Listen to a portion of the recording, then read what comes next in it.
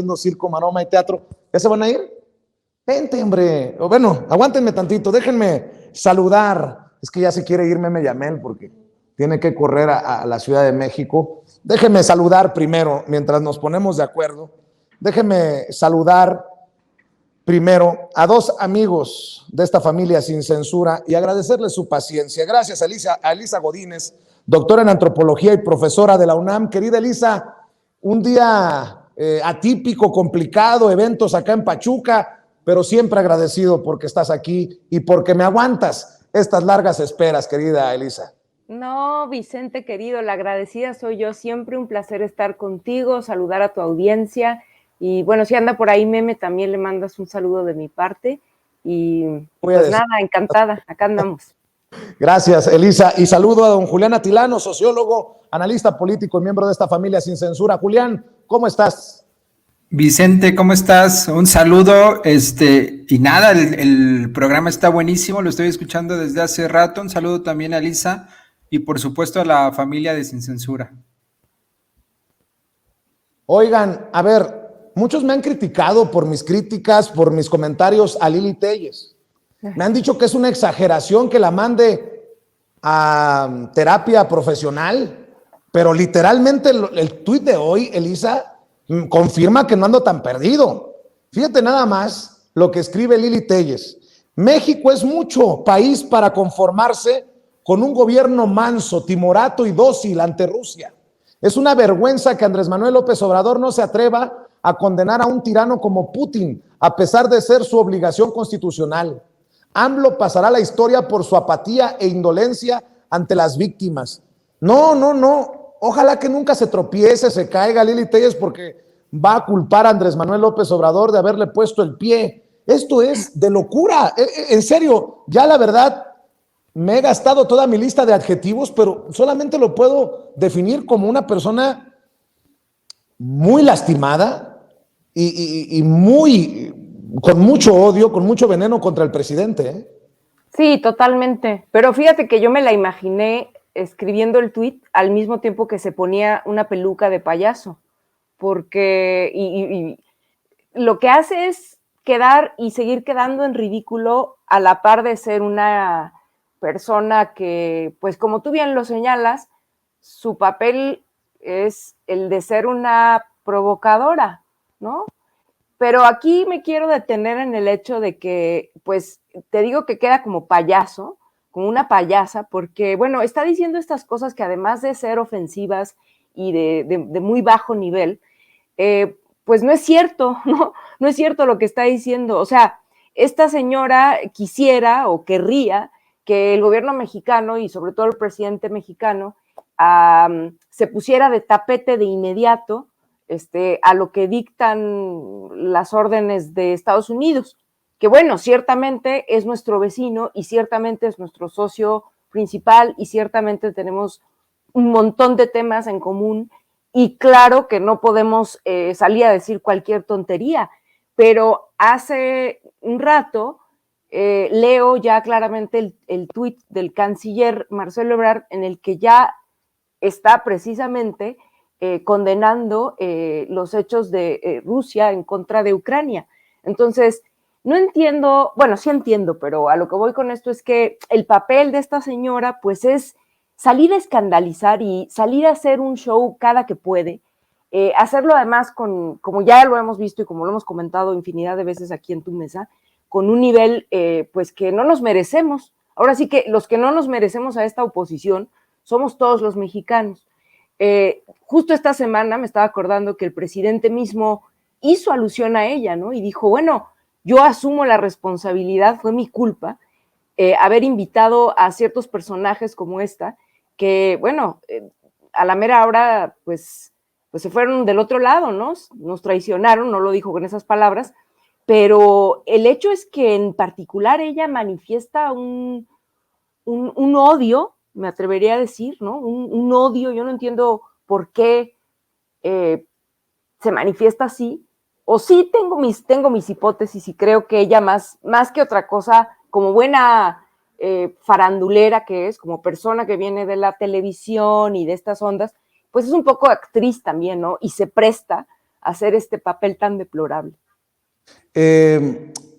Para responder a Lili Telles, si me permiten, desde mi trinchera y sin afán de ser defensor de López Obrador, voy a utilizar su propio tuit para decir: México es mucho país como para conformarse con periodistas, porque ella era periodista, mansos, timoratos y dóciles ante la guerra contra el narco de Calderón.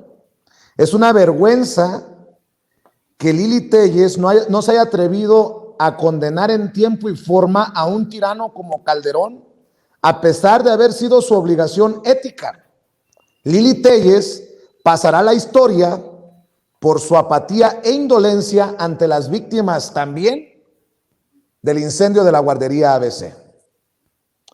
Espero que me haya quedado mejor redactado el tuit a mí que a la senadora del PAN, Lili Telles. Pero creo que no exagero cuando digo que México es mucho país para conformarse con periodistas del nivel de Lili Telles y hoy en día de Penilei Ramírez.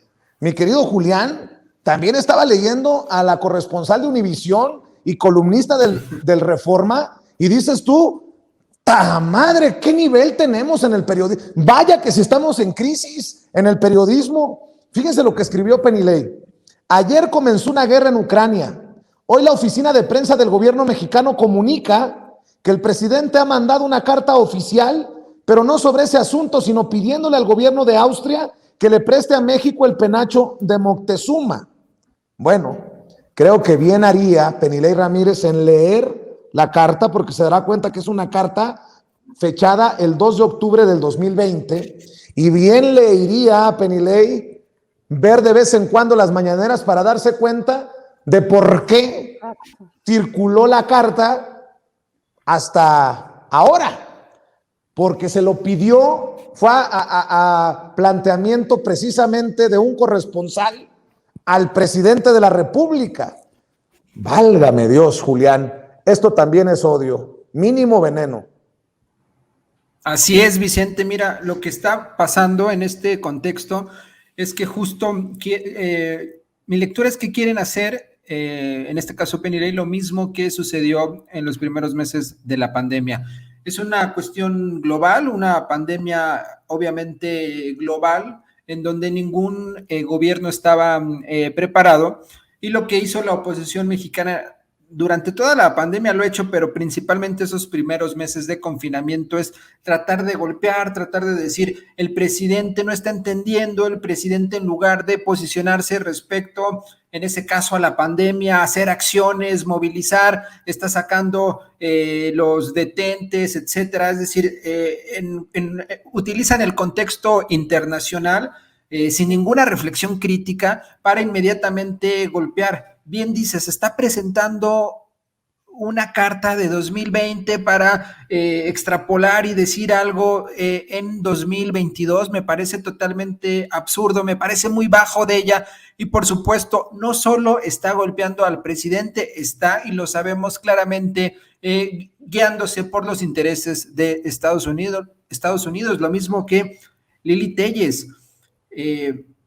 Además de los adjetivos que ya señalaste, Vicente, pues francamente ella no entiende ni le interesa comprender lo que está sucediendo. Hace rato escuchamos a un experto, un internacionalista, hemos visto cómo se le ha dado seguimiento, cómo le has dado seguimiento a lo que está sucediendo, y podemos entender, podemos ver que hay matices en ese conflicto entre Rusia y Occidente, entre Rusia y Ucrania. Y estamos viendo que no puedes salir, como está pidiendo Lili Telles, a señalar, en este caso a Putin, de un día a otro, de forma inmediata, cuando estamos viendo que dentro de Ucrania, el propio gobierno de Ucrania ha perseguido a personas que han estado o están ligadas o tienen cierta relación cultural con Rusia, como ha sido la de la región de estos dos países que se han independizado. Se les ha perseguido, han también justificado la persecución de grupos neonazis en contra de ciudadanos o de ciudadanos, de personas que tienen relaciones culturales, políticas y de todo tipo con Rusia. Y en ningún momento ella sale a hablar sobre el tema. Pero mira, no hay que irnos tan lejos. En Estados Unidos, por ejemplo, estamos viendo que hay persecución, estamos viendo que hay acoso en contra de mexicanas y mexicanos, y ella en algún momento ha hecho algún comentario, alguna crítica. A mí me parece que únicamente ella está respondiendo a los intereses yanquis sin tener una posición crítica y sobre todo posicionándose en medios. Hace unos días declaró, ya lo habíamos dicho, que quiere ser presidenta de México. Así es, nada más para ponerle la cereza al pastel de este nado sincronizado contra el presidente Andrés Manuel López Obrador por el tema de Rusia. Compañeros, me ponían en pantalla un tuit de Joaquín López Dóriga. Miren a Joaquín López Dóriga, última hora, mientras el mundo vive momentos de tensión no vistos en décadas, la prioridad hoy del gobierno de México ha sido revelar el contenido de la carta al presidente de Austria para pedir el penacho de Moctezuma. ¿Y le arde a Joaquín López Dóriga? ¿O cuál es la intentona? ¿Cuál es la línea que exhibimos de Penilei Ramírez y de Joaquín López Dóriga?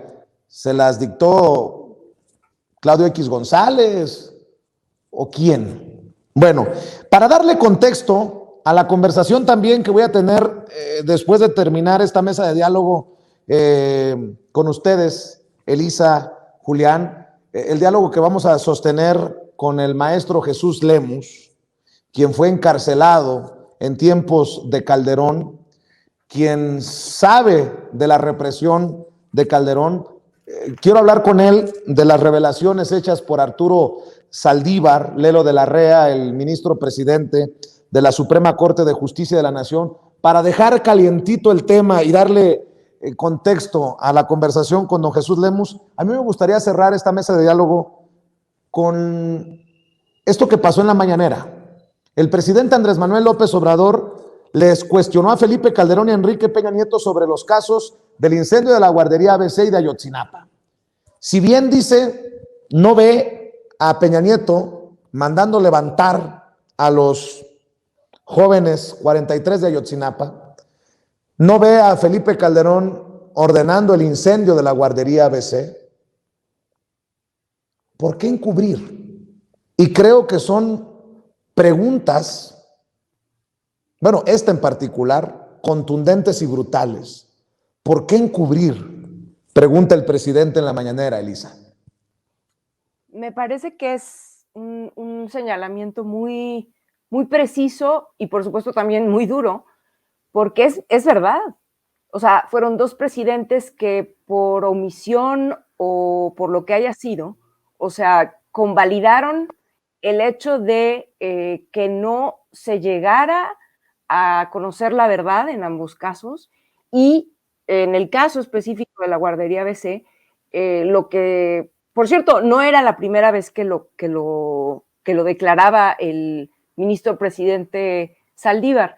Ya lo había dicho en algún momento, y esto lo digo porque luego la típica maroma de, ay, claro, está diciendo esto para distraer la atención de la Casa Gris. No. Él estaba presentando su libro y en ese contexto fue que recordó pues la presión que sufrió directamente él, que entonces era ministro, pues no era el ministro presidente de la Corte, pero era un ministro de la Corte, y que tenía en sus manos la posibilidad de que el caso de la guardería ABC pues llegara y se discutiera en la Suprema Corte y demás. Digo, yo más allá de los detalles legales, lo que quiero rescatar es que, como él lo dijo, fue una maniobra de Estado, y no son palabras menores, una maniobra de Estado para encubrir a los culpables, para cuidarlos. Y bueno, no me queda claro exactamente por qué, además de por el hecho de que los dueños o los concesionarios de esa fatídica guardería eran familiares de Margarita. Por ahí leí una versión de que también tendría que ver con el hecho de que si ese caso hubiera procedido en la Suprema Corte de Justicia, digamos, el hecho de culpar a las más altas autoridades, en este caso Felipe Calderón y demás, hubiera abierto la puerta para que Calderón fuera juzgado por otros temas que también estaban buscando llegar a la Suprema Corte y demás, ¿no? Entonces, me parece que, no sé si sea verdad o no, pero no me pareció nada descabellado. Entonces, lo que vemos en este caso es que el señalamiento que está haciendo el presidente me parece importantísimo para refrescarnos la memoria, porque de repente se nos olvida. Ahí está el caso de la ABC y está, por supuesto, el caso Ayotzinapa, que hasta el día de hoy, quien ha presentado mayor voluntad política para intentar llegar a la verdad es este gobierno, porque fue uno de sus principales compromisos. De hecho, no sé si mal recuerdo, pero la primera reunión que el presidente Andrés Manuel López Obrador tuvo una vez que asumió la presidencia fue con los padres y madres de los muchachos desaparecidos de Ayotzinapa. Entonces, aquí es muy importante también, me parece, porque se vincula o se relaciona con algo que al presidente mismo le han de algún modo cuestionado en otros momentos, que es como, bueno, él sometió a consulta la posibilidad de juzgar a expresidentes, ¿no? Y como que de algún modo algunos de sus malquerientes o sus críticos han dado a entender que él no tuvo suficiente interés en impulsar estos juicios a expresidentes. Me parece que más bien el presidente sabe que él ha querido que haya una especie de no venganza, por lo menos de su parte. Pero bueno, una cosa es su posición y otra cosa es lo que se puede y se debería hacer en un país como este, que de repente se nos olvida cuántos agravios y cuántas situaciones tan dramáticas y tan dolorosas y tan criminales han sucedido en este país y que no vemos que las autoridades que fueron responsables estén siendo juzgadas.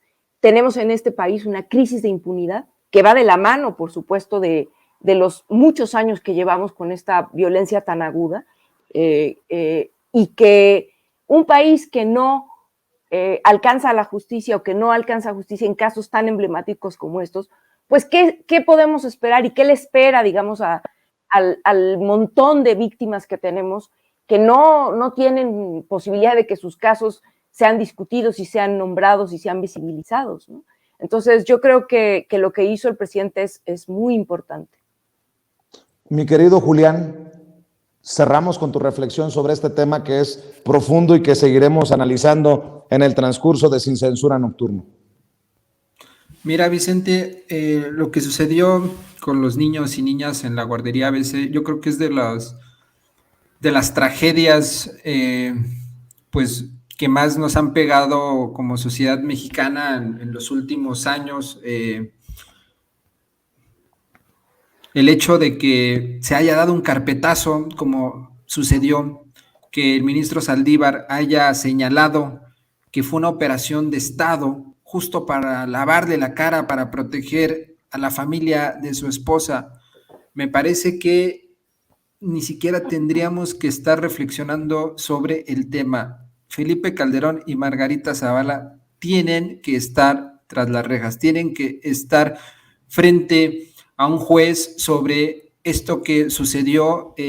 Mira, uno pensaría que Calderón tendría que estar en la cárcel por la guerra que hizo, por llenar de sangre al país, y mira, es probable que tal vez no sea por eso, sino por esta situación, pues francamente, no sé ni cómo describir, o sea, las imágenes que en su momento circularon de las niñas y niños, pues son dramáticas. Este tipo es alguien sin escrúpulos, es un tipo realmente que ha dañado mucho a México, no tiene ningún interés, nunca lo tuvo en apoyar, en presidir, en tratar de levantar a un país. Justo sucedió lo contrario, fue un presidente que lo quebró, fue un presidente que marcó un antes y un después. El hecho de que ahora estemos hablando sobre periodistas asesinatos responde a lo que él hizo. El hecho de que ahora estemos hablando de personas desaparecidas responde a su sexenio. Si estamos hablando de fosas clandestinas, responde a su sexenio.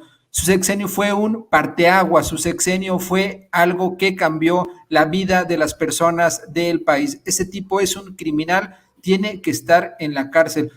Tarde o temprano va a pasar, Vicente. probablemente no sea este sexenio.